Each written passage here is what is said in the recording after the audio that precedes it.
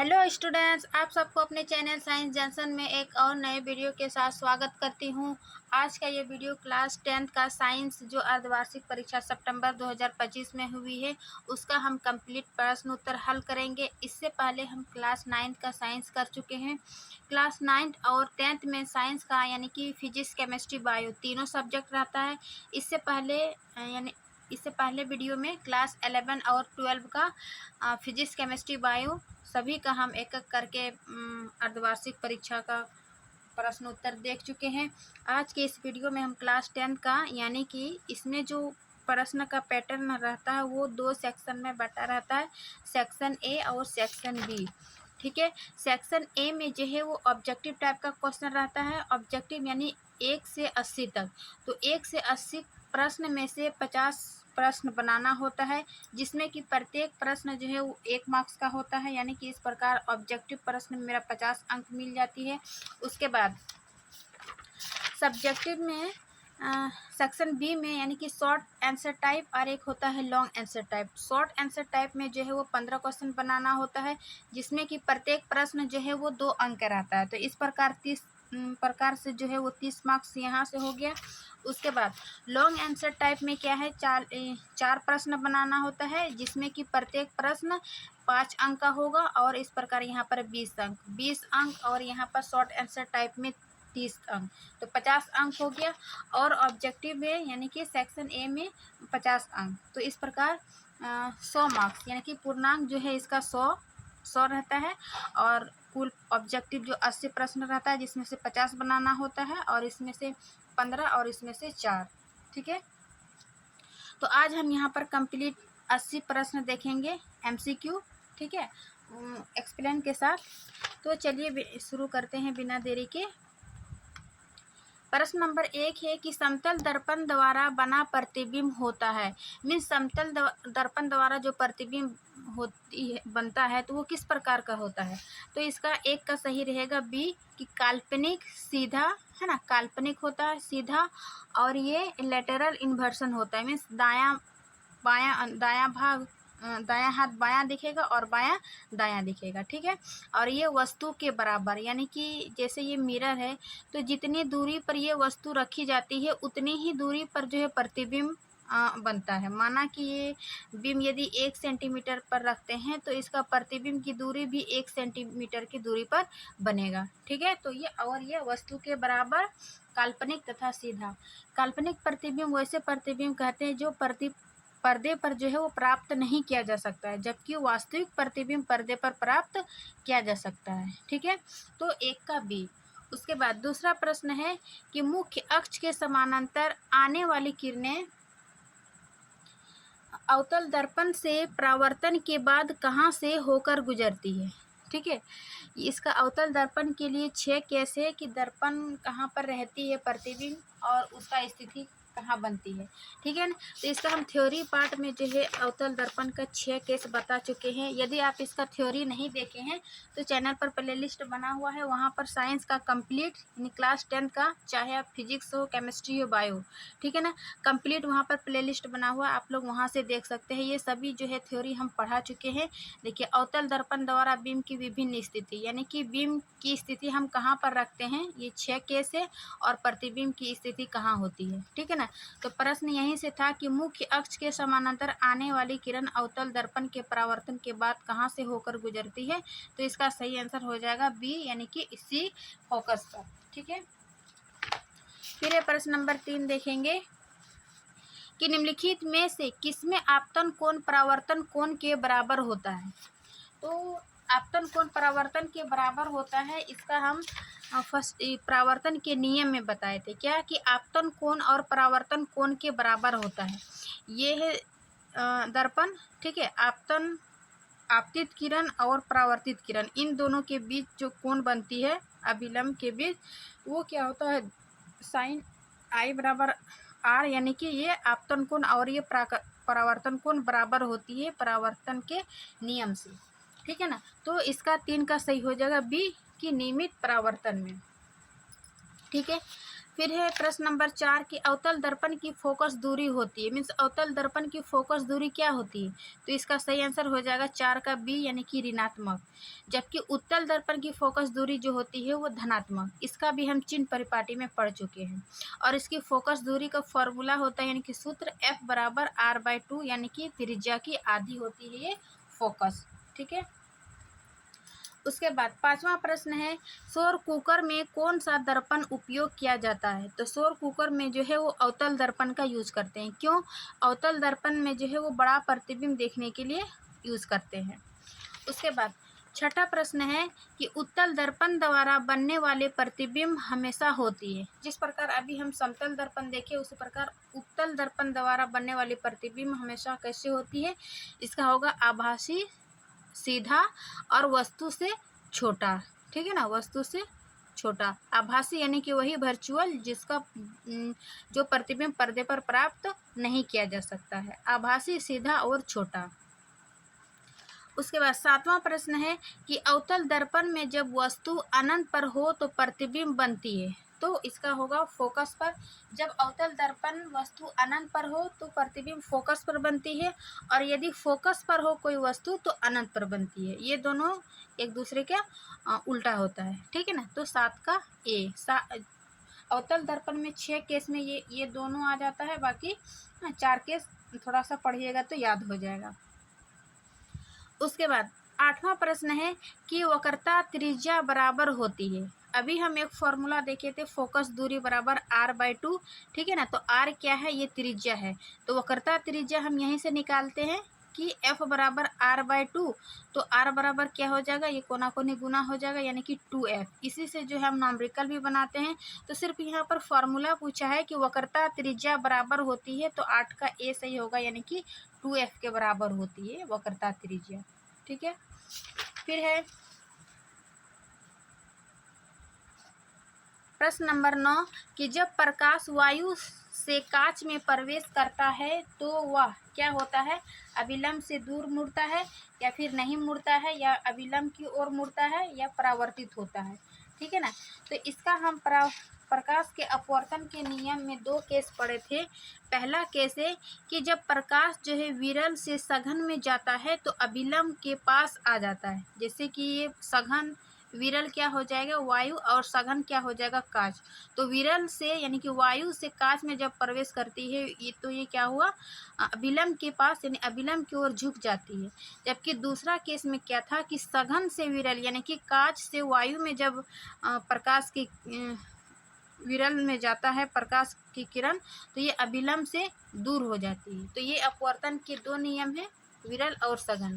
तो यहाँ पर पूछ रहा है कि जब प्रकाश वायु से यानी कि विरल से कांच में, विरल से सघन में प्रवेश करता है तो यह अभिलंब की ओर मुड़ जाता है या फिर झुक जाता है, यानी कि 9 का सही हो जाएगा सी नंबर।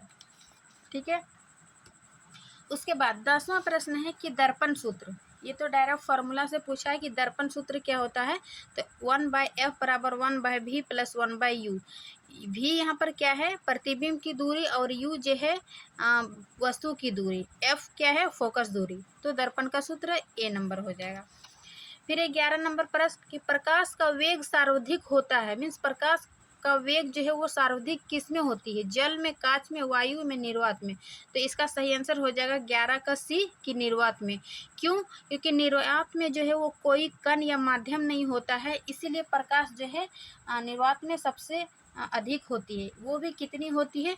3 × 10⁻⁴ यानी कि 8 मीटर पर सेकेंड। ये निर्वात में प्रकाश की चाल होती है। ठीक है। उसके बाद प्रश्न नंबर 12 है कि अपवर्तनांक की इकाई होती है, मीन्स अपवर्तनांक की इकाई क्या है? मीटर पर सेकेंड, मीटर पर सेकेंड स्क्वायर, या डायप्टर, या कोई नहीं। तो अपवर्तनांक की इकाई जो है 12 का डी हो जाएगा, यानी कि अपवर्तनांक की कोई इकाई नहीं होती, मीन्स कोई ऐसा यूनिट नहीं होती है। ठीक है। मीटर पर सेकेंड स्क्वायर ये त्वरण का है, और ये चाल का मीटर पर सेकेंड। ठीक। डायप्टर है क्षमता का, लेंस की क्षमता का।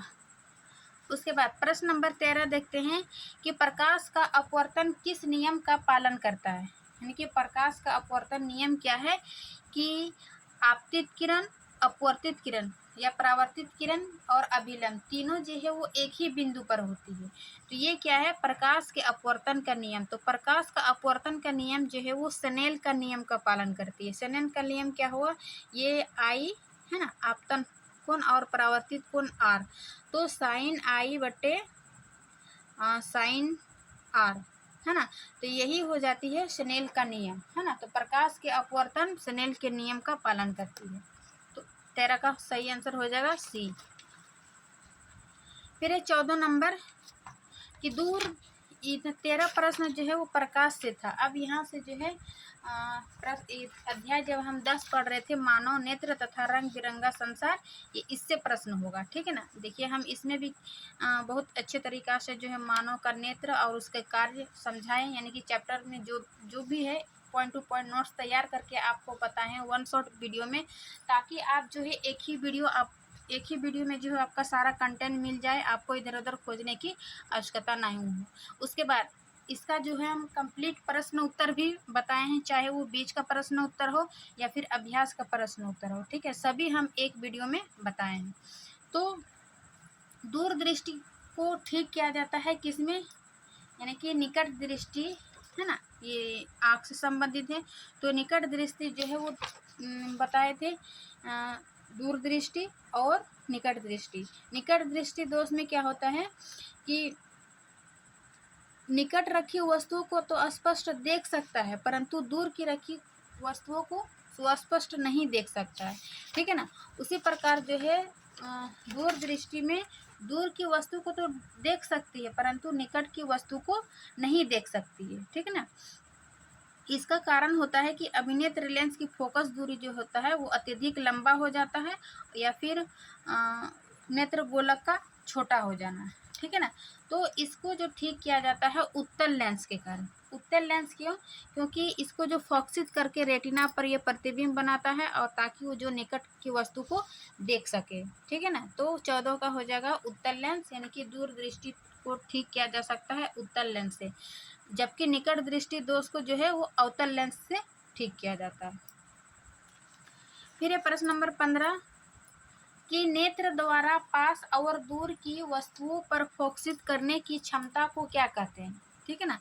जो दूर की वस्तु देखते हैं या फिर निकट की वस्तु को देखते हैं, उसको फोकसित करने की क्षमता को क्या कहते हैं, इसका होगा समायोजन की शक्ति, ठीक है ना। 15 का ए। फिर 16 नंबर की सामान्य नेत्र के लिए स्पष्ट दृष्टि की न्यूनतम दूरी होती है, तो इसका हो जाएगा 25 सेंटीमीटर, ठीक है। सामान्य निकट दृष्टि न्यूनतम दूरी 16 का सी। फिर 17 नंबर आकाश के नीले रंग के लिए निम्नलिखित में कौन सी घटना उत्तरदायी है, परावर्तन, अपवर्तन, परिकिरणन या फिर इनमें से कोई नहीं। तो इसका सही हो जाएगा परिकिरणन के कारण जो है वो आकाश का रंग नीला दिखाई पड़ता है, या फिर खतरे का संकेत लाल होना, बादल सफ़ेद होना, ये सभी जो है प्रकाश की परिकिरणन के कारण होती है, ठीक है। तो 17 का हो जाएगा बी।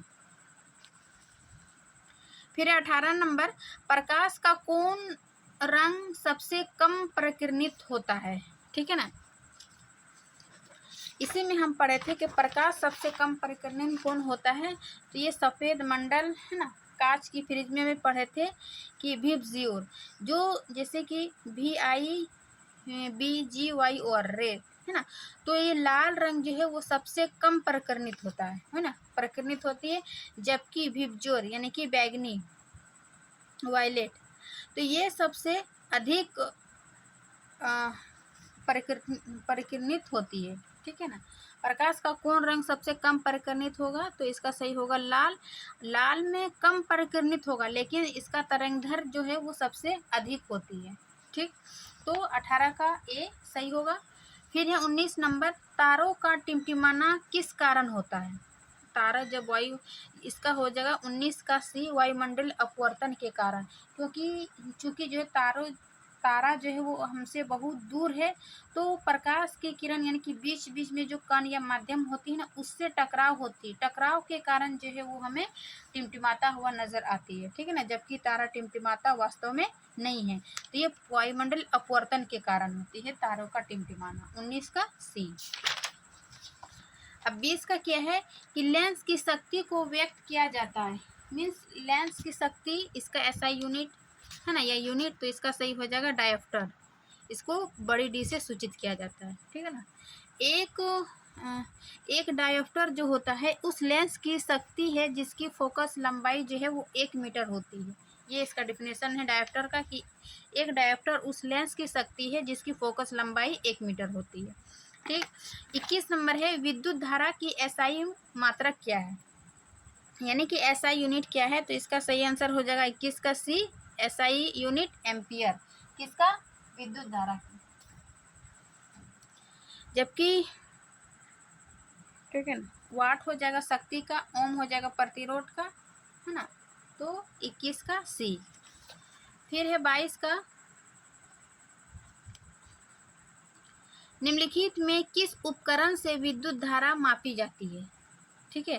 विद्युत धारा की एसआई यूनिट देखिए एम्पियर अभी, और लेकिन उस उपकरण में विद्युत धारा मापी जाती है तो ये भी हो जाएगा ए मीटर से, ठीक है।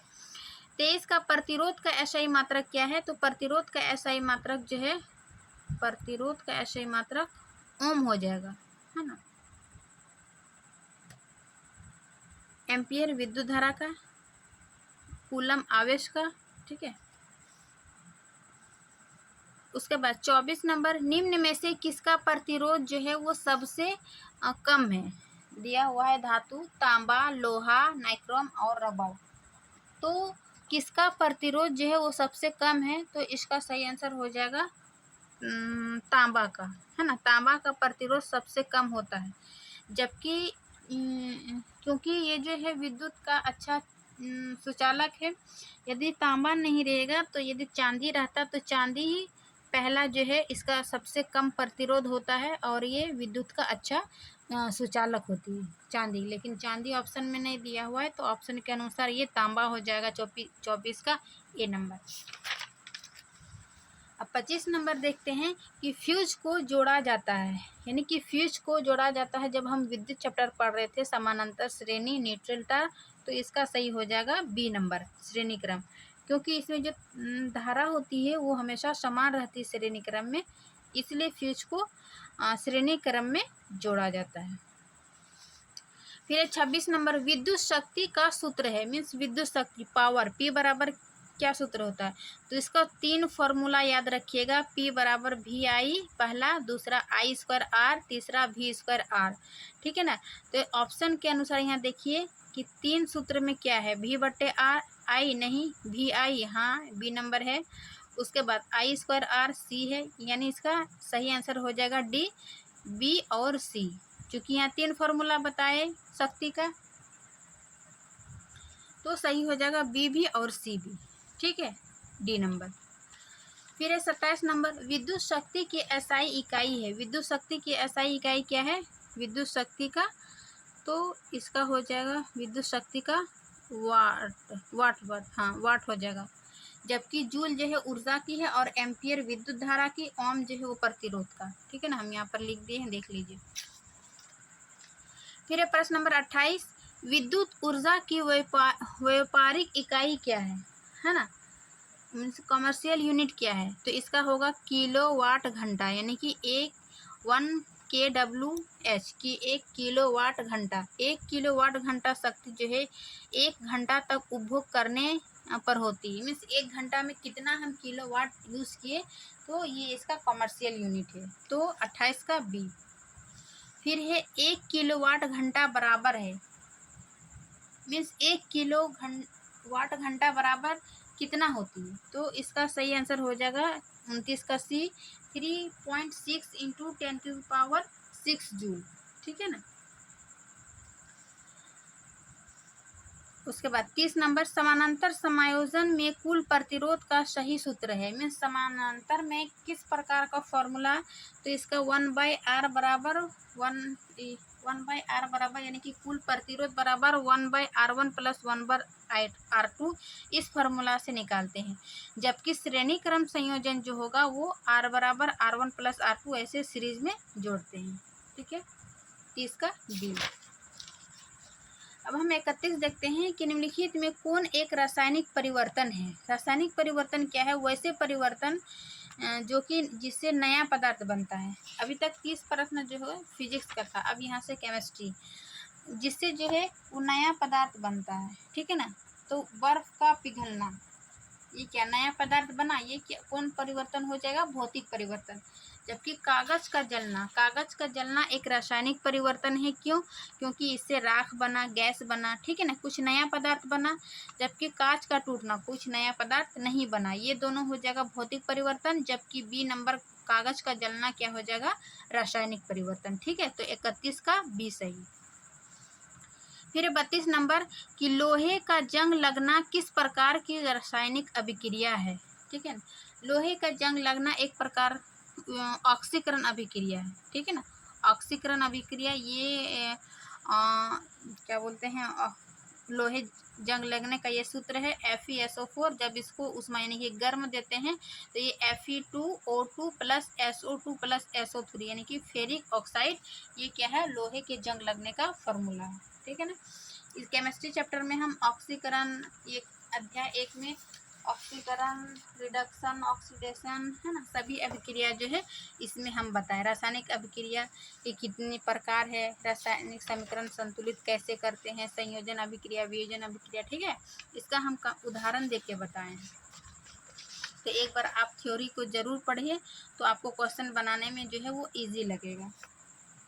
उसके बाद प्रश्न नंबर 33 देखते हैं कि वह अभिक्रिया जिसमें ऊष्मा उत्पन्न होती है कहलाती है। जिसमें ऊष्मा उत्पन्न होती है उसको क्या कहेंगे? ऊष्माक्षेपी, है ना, जिसमें ऊष्मा उत्सर्जित होगी।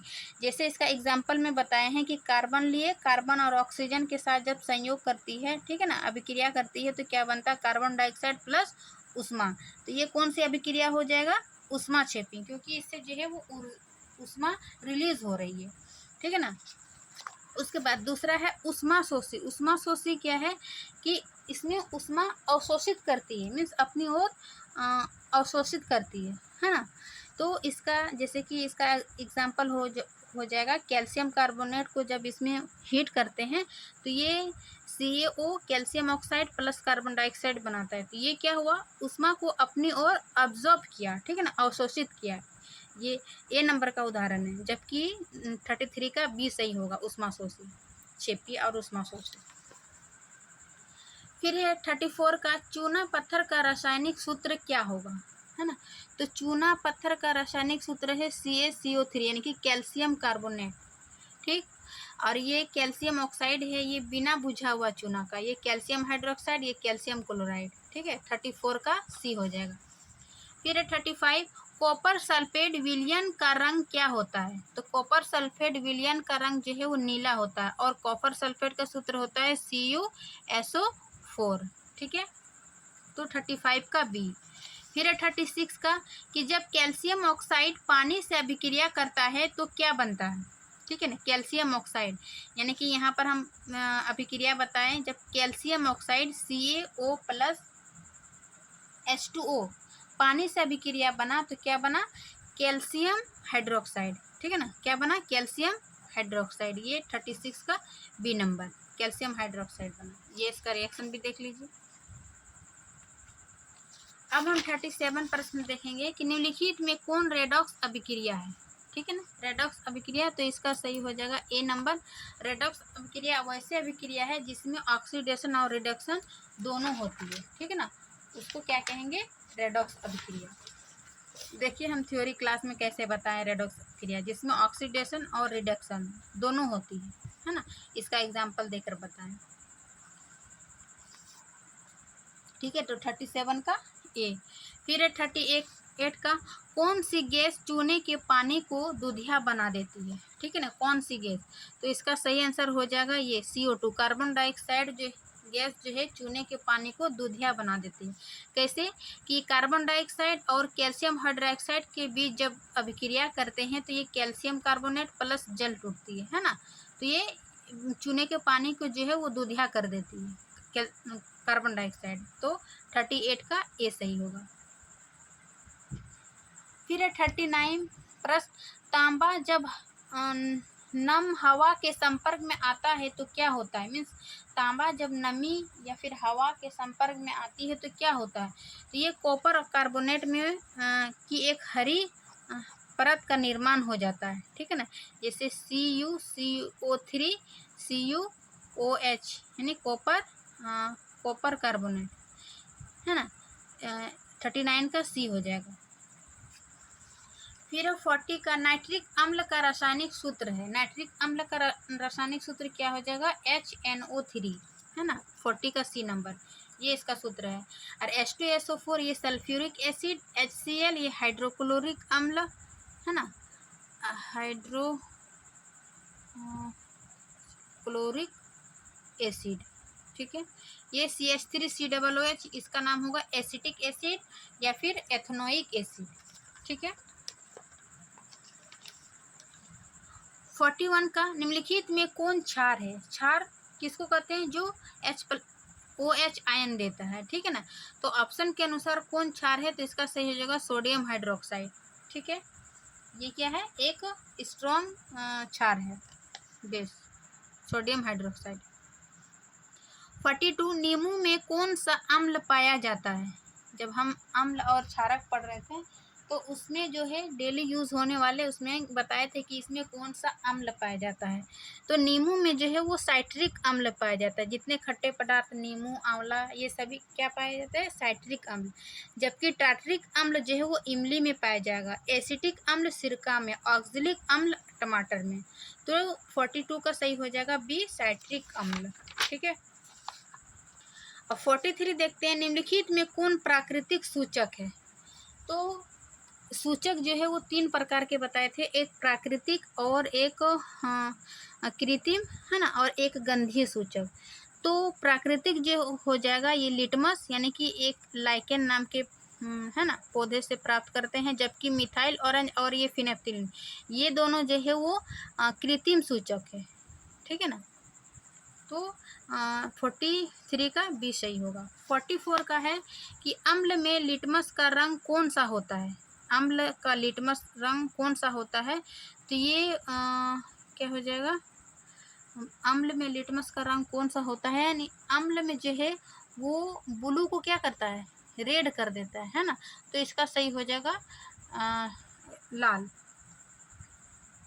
क्योंकि ब्लू लिटमस पत्र को ये क्या कर देता है, रेड, ठीक है। 44 का C नंबर। फिर है 45 का एंटासिड में कौन सा क्षार उपयोग होता है। मतलब एंटासिड यानी कि अम्ल के प्रति जो दिया जाते हैं एंटासिड, उसको उदासीन करने के लिए, ठीक है ना।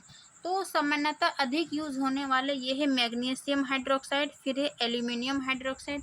ये क्या करता है, जब अधिक एसिड, जैसे हमारे जब आमाशय में अत्यधिक एसिड बनने लगता है तो हम मैग्नीशियम हाइड्रोक्साइड के रूप में क्या लेते हैं, इनो, है ना, नाम सुने हैं इनो का। उसमें क्या रहता है, मैग्नीशियम हाइड्रोक्साइड। ये क्या करता है, अधिक अम्ल को उदासीन कर देता है, ठीक है ना, जिससे जो हमें उससे दर्द या जलन से राहत मिलती है। तो 45 का हो जाएगा C। फिर एक उदासीन विलयन का pH मान होगा। देखो pH मान में कितनी रहती है, 0 से 14। 7 के बीच क्या है, उदासीन। 7 से नीचे क्या हो जाएगा, अम्ल, ठीक है ना। 7 से ऊपर क्या हो जाएगा, क्षारक। तो उदासीन में क्या होता है, 7। तो इसका सही आंसर हो जाएगा 46 का 7, है ना। उदासीन विलयन का मान ओनली 7। फिर है 47 का कि बेकिंग सोडा का रासायनिक नाम है। बेकिंग सोडा का रासायनिक नाम क्या है, तो इसका आंसर हो जाएगा सोडियम बाइकार्बोनेट यानी कि C नंबर, है ना। सोडियम बाइकार्बोनेट को क्या बोलते हैं, इसको वॉशिंग सोडा भी बोलते हैं। जबकि ये सोडियम कार्बोनेट, इसका फॉर्मूला होगा सोडियम कार्बोनेट का, सोडियम बाइकार्बोनेट, इसका फॉर्मूला होगा NaHCO3, ठीक है ना। और सोडियम कार्बोनेट का Na2CO3, sodium chloride NaCl, calcium carbonate CaCO3, ठीक है। तो इस प्रकार इसका रासायनिक नाम हो गया। फिर 48 का निम्न में से किसका उपयोग मिश्र धातु बनाने में किया जाता है। मिश्र धातु क्या हो जाता है, दो या दो से अधिक धातु मिलकर मिश्र धातु बनाते हैं, ठीक है ना। तो इसका हो जाएगा ऑक्सीजन, जबकि जिंक, तांबा, सोना ये सभी जो है मिश्र धातु में यूज किया जाता है, जबकि ऑक्सीजन यानी गैस का यूज मिश्र धातु में नहीं किया जाता है। तो इसका 48 का सही होगा डी नंबर। फिर 49 की घंटी बनाने में कौन सी धातु का उपयोग होता है, ठीक है ना। धातु और धातु चैप्टर में हम लोग ये सभी पढ़ चुके हैं कि घंटी बनाने में कौन सी धातु यूज़ करते हैं। तो इसका सही हो जाएगा कांसा का। क्यों, कांसा में जो है वो तांबा प्लस टीना का मिश्रण होता है, ठीक है ना। तो उसका यूज़ हम लोग घंटी बनाने में यूज़ करते हैं। फिर 50 नंबर, जब धातुएं अम्ल से अभिक्रिया करती है तब कौन सी गैस निकलती है। तो इसका जब धातु या अम्ल रासायनिक तत्वों से अभिक्रिया करती है, धातु प्लस अम्ल क्या बनाती है, लवण और हाइड्रोजन गैस। तो इसका सही हो जाएगा 50 का सी नंबर कि ये हाइड्रोजन गैस निकलती है ना। ये याद रखिएगा, जब धातु प्लस अम्ल से अभिक्रिया करती है तो क्या बनता है, लवण प्लस हाइड्रोजन गैस, ठीक है ना। तो 50 का वही एच। फिर 51 का, निम्नलिखित में से कौन सी धातु जल से अभिक्रिया नहीं करती है। मीन्स इन ऑप्शन के अनुसार दिया हुआ है कि कौन सी अभिक्रिया जो है वो जल से अभिक्रिया नहीं करती है। तो इसका सही हो जाएगा सोना, है ना। ये सबसे कम अभिक्रियाशील धातु है, ठीक। फिर 52 का, अधातुएं होती है। अधातुएं क्या होती है, धातु और अधातुएं के गुण में। तो अधातुएं जो है ये भंगुर भंगुर होती है, जबकि धातुएं ये सभी जो है धातु के गुण है, धौनिक, आघातवर्धनी और तनी। इसमें क्या होता है, चोट करने पर ये पतली चादर में, है ना, परिवर्तित किया जा सकता है। धौनिक में इसमें ध्वनि उत्पन्न होगा, जबकि तनी में तार इसको पीट कर जो है तार में खींचा जा सकता है, ठीक है ना। भंगुर ये आसानी से टूटा जा सकता है, ये अधातुएं के गुण होती है। बाकी जो तीनों हैं वो धातु के गुण हैं। तो 52 का डी सही होगा। फिर 53 का, निम्नलिखित में कौन धातु सामान्य ताप पर जल अवस्था में होती है, ठीक है ना, सामान्य ताप पर। तो इसका सही हो जाएगा पारा, जो सामान्य ताप पर तरल अवस्था में होती है। फिर 54 का, लोहे को गैल्वेनाइज करने के लिए किस धातु का उपयोग किया जाता है। तो देखो संक्षारण में हम पढ़े थे कि कोई भी धातु को संरक्षित करके रखा जाता है ताकि जो है उसमें जंग ना लगे। तो एल्युमिनियम के ऊपर जो है वो जिंक की परत चढ़ाई जाती है ताकि जो है उसको जंग ना लगे, है ना। इसी विधि को क्या कहेंगे, गैल्वेनाइजेशन। तो लोहे को गैल्वेनाइजेशन करने के लिए किस धातु का उपयोग किया जाता है। तो 44 का हो जाएगा बी नंबर, जिंक धातु की, ठीक है ना। जिंक धातु की परत चढ़ाई जाती है एल्युमिनियम के ऊपर। फिर 55 का, निम्नलिखित में से सबसे मुलायम धातु कौन सी है। तो इसका सही आंसर हो जाएगा सोडियम। ये इतना मुलायम होती है कि इसको चाकू से भी काटा जा सकता है, ठीक है ना। 55 का ए नंबर। फिर 56 का, निम्नलिखित में से कौन एक जीवन प्रक्रिया है। मीन्स जीवन प्रक्रिया है, लाइफ साइकिल में जो यूज होता है, लाइफ प्रोसेस में वृद्धि है, प्रजनन है, शोषण है। तो इसका सही हो जाएगा इनमें से सभी जो है वो लाइफ प्रोसेस जीवन प्रक्रिया के लिए आवश्यक है। 57, ऑक्सीजन की अनुपस्थिति में ग्लूकोज का भंजन कहलाता है। देखिए श्वसन जब पढ़ रहे थे हम लोग, श्वसन दो प्रकार के होते हैं, एक वायु श्वसन और एक अवायु श्वसन। वायु श्वसन में क्या होता है, ऑक्सीजन की प्रेजेंट में, ठीक है ना, जो ग्लूकोज का भंजन होता है, जबकि अवायु श्वसन ऑक्सीजन की अनुपस्थिति में, है ना, एब्सेंट में। तो इसका चूंकि अनुपस्थिति पूछ रहा है तो इसका हो जाएगा 57 का सी नंबर, ठीक है ना। ईस्ट वगैरह में जिसका यूज़ हम लोग शराब वगैरह बनाने में किया जाता है, तो ये अवायु श्वसन यानी ऑक्सीजन की अनुपस्थिति में करते हैं, ठीक है ना। 58, कोशिका के किस भाग में श्वसन होता है। केंद्रक में, राइबोसोम में, साइटोप्लाज्म में, माइटोकॉन्ड्रिया में।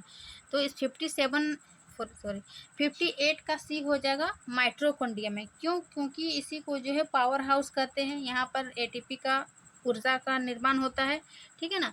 तो कोशिका के किस भाग में शोषण होता है? माइटोकॉन्ड्रिया में। 59 कार्बोहाइड्रेट के पाचन का अंतिम उत्पाद क्या होता है? तो कार्बोहाइड्रेट के पाचन का अंतिम उत्पाद जो है वो ग्लूकोज होता है। जो भी हम कार्बोहाइड्रेट खाते हैं उसको पाचन से क्या बना? ग्लूकोज बना, ठीक है ना। 59 का सी। अभय सृष्टि कौन सा अंग जो है वो पित्त का स्रावन करती है? ठीक, पित्त का स्राव कौन करते हैं? तो इसका हो जाएगा यकृत यानी लीवर। और ये स्टोर कौन करता है? पित्ताशय, है ना। यकृत रिलीज किया, पित्ताशय स्टोर किया, और ये पित्ताशय जो है वो छोटी आंत में छोड़ देता है ताकि जो भी वसा के पाचन में ये पित्तरस हेल्प करता है, ठीक है।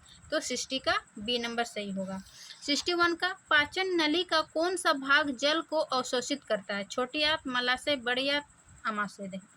तो जो भी अपचनीय पदार्थ होता है ये बड़ी आंत अवशोषित करता है। तो इसके जल और अपचनीय पदार्थ को बड़ी आंत अवशोषित करती है। तो 61 का हो जाएगा सी, ठीक है। 62 का वृक्क की मूल इकाई क्या है? यानी कि किडनी का जो है यो बेसिक यूनिट क्या है? तो इसका सही आंसर हो जाएगा नेफ्रॉन, है ना। किडनी की मूल इकाई नेफ्रॉन। जबकि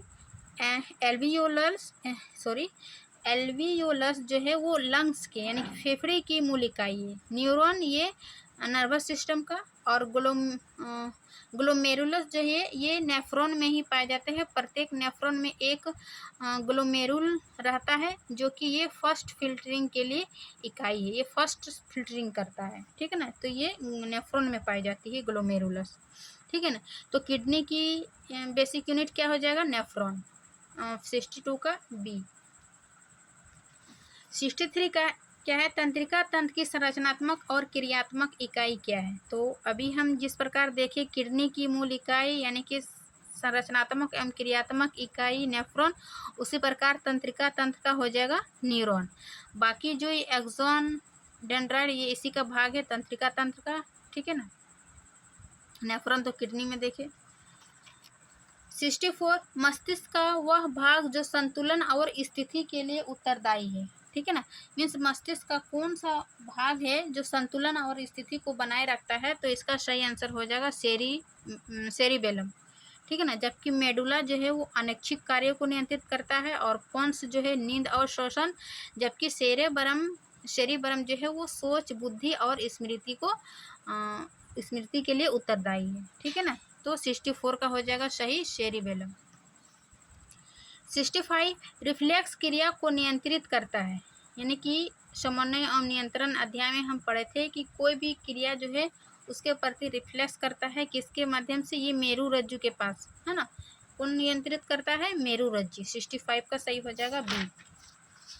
66 का है किस हार्मोन को लड़ो या भागो हार्मोन कहा जाता है? लड़ो या भागो हार्मोन, ठीक है ना। तो इसका सही हो जाएगा एड्रेनलिन हार्मोन को। यह कहाँ पाया जाता है? अधिवृक्क ग्रंथि में, है ना। किडनी के ऊपर जो अधिवृक्क ग्रंथि होती है उसमें ये स्रावित होता है। ये क्या करता है? तनाव या खतरे को सामना करने के लिए बोलता है, या तो लड़ो, है ना, सामना करने के लिए लड़ो, या फिर उससे बचने के लिए भागो। इसीलिए इसको लड़ो या भागो हार्मोन कहा जाता है। और इसके अलावा ये हृदय की गति को या फिर बीपी को भी क्या करते हैं? कंट्रोल करता है ये एड्रेनलिन ग्रंथि, एड्रेनलिन हार्मोन, ठीक है। तो सही हो जाएगा सी नंबर। फिर है 67 किस अंतःस्रावी ग्रंथि को मास्टर ग्रंथि कहा जाता है? तो इसका सही आंसर हो जाएगा पिट्यूटरी ग्रंथि। सबसे पहले पिट्यूटरी ग्रंथि क्या है? ये अंतःस्रावी ग्रंथि है। ये क्या करता है? ये कई हार्मोन को जो है मीन्स कई अंतःस्रावी ग्रंथियों को कंट्रोल करता है। जैसे कि थायराइड ग्रंथि हो गया, अधिवृक्क ग्रंथि हो जाएगा, प्रजनन ग्रंथि, ये क्या करता है? उसको कंट्रोल करता है, इसीलिए इसको मास्टर ग्रंथि कहते हैं, ठीक है। तो 67 का बी। 68 का है सूरजमुखी का सूर्य को ओर झुकना क्या कहलाता है? मीन्स सूरजमुखी का जो फ्लावर है, ये पौधा है, वो सूर्य की ओर झुक जाती है ना। तो इसका क्या कहेंगे? प्रकाशानुवर्तन, है ना, कि फोटोट्रोपिज्म। ये क्या करता है? प्रकाश के प्रति प्रतिक्रिया करते हैं। 68 का ए नंबर। 69 का होगा, निम्नलिखित में से कौन जनन की अलैंगिक विधि है? जनन की दो विधि है, लैंगिक और अलैंगिक। तो अलैंगिक विधि हो जाएगा इसमें से मुकुलन, है ना। मुकुलन अलैंगिक जनन की विधि है, जो हाइड्रा और ईस्ट में देखा जाता है, ये मुकुलन की विधि। जबकि निषेचन मेल और फीमेल के युग्मकों का संलयन है। ठीक है। 70 का, निम्नलिखित में से किस विधि द्वारा हाइड्रा जनन करता है? अभी हम देखें कि मुकुलन विधि से कौन जनन किया, अलैंगिक जनन की हाइड्रा में, तो इसका सही हो जाएगा मुकुलन से। ठीक है ना। जबकि विखंडन में अमीबा वगैरह, बीजाणु में फंजाई वगैरह। ठीक है।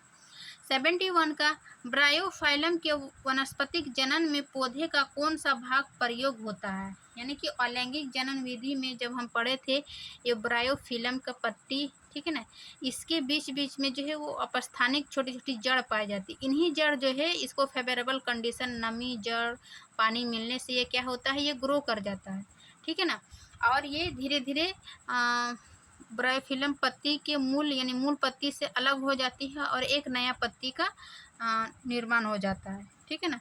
तो ये इसका सही आंसर हो जाएगा 71 का डी। इसके पत्ता से ही जो है वो नया पत्ता बन जाता है, क्योंकि ये अपस्थानिक जैसा ये निकलती है, जड़ जैसा। ठीक है ना। 71 का डी।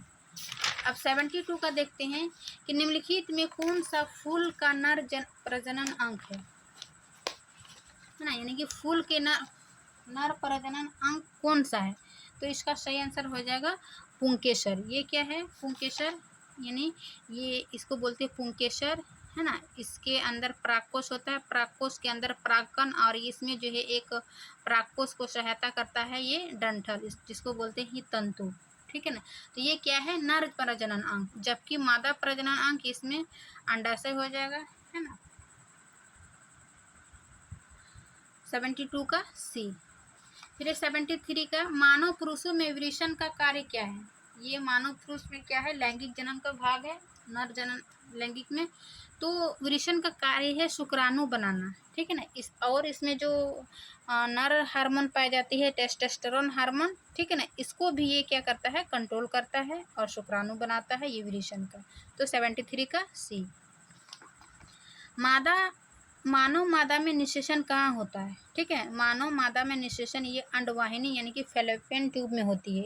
इसी को डिंब वाहिनी भी बोलते हैं। तो 74 का सी।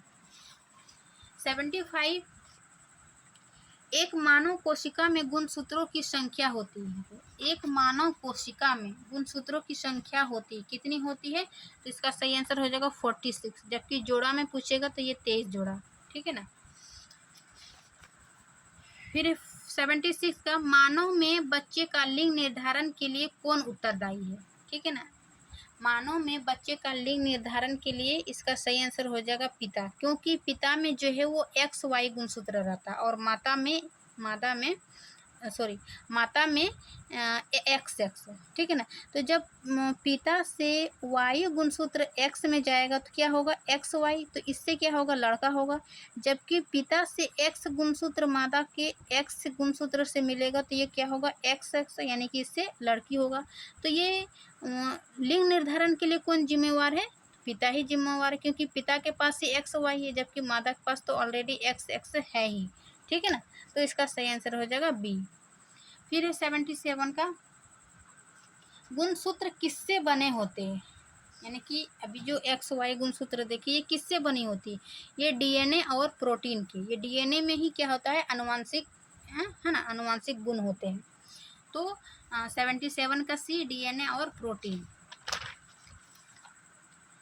78, निम्नलिखित में कौन सा भाग मानव का अवशेषी अंग है? अवशेषी यानी कि इसका जब मानव विकास हुआ था मानव का, तभी इसका यूज था, लेकिन वो धीरे धीरे यूज जो है वो समाप्त हो गया। ठीक है ना। अभी इसका कोई यूज नहीं, अवशेषी है। तो इसका आंसर होगा 78 का सी, अपेंडिक्स। इसके अलावा कान के पास भी थोड़ा मांसपेशी है, वो भी है। त्वचा का बाल, अक्ल, दांत, ये सभी क्या है? मानव का अवशेषी अंग है। ठीक है। 78 का सी नंबर। 79, प्राकृतिक चयन का सिद्धांत किसने प्रस्तुत किया? Charles Darwin, Gregor Mendel, Hugo de Vries, Watson and Crick. तो वाटसन एंड क्रिक ने डबल हेलिक्स दिया था DNA का। है ना। तो इसका सही आंसर हो जाएगा चार्ल्स डार्विन ने।